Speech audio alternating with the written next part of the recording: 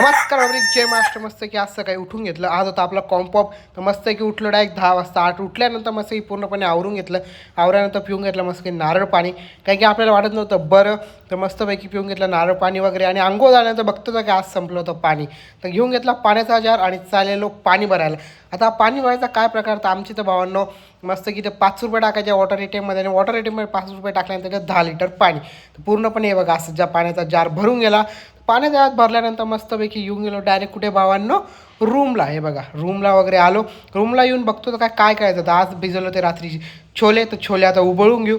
तर उकळून घेऊ. मग उकळल्यानंतर मस्त की छोल्यांना उकळून घेतलं आणि ते खाऊन घेतले.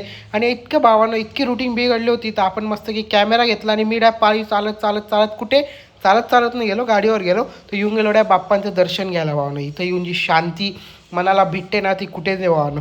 तर खूप पुण्याला आल्यानंतर आलो नव्हतो बाप्पाचं दर्शन घ्यायला. तर आपला जो पब्लिक फिअर काढत पब्लिकमध्ये कॅमेरा घेऊन गेलो आणि घेतलं बाप्पांचं दर्शन. आणि बाप्पांचं दर्शन घेतल्यानंतर भावना जे मला सुकून भेटलं, एक नंबर जो आनंद भेटला. तर आता बाप्पांकडे एकच मागणं, आता आपली रुटीन सुरू दे, सगळ्या गोष्टी एकदम व्यवस्थित होऊ दे भावांनो.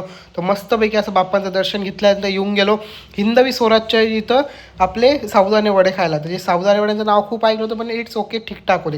आता भेटूया नेक्स्ट ब्लॉगमध्ये. तो बाय बाय, जय महाराष्ट्र.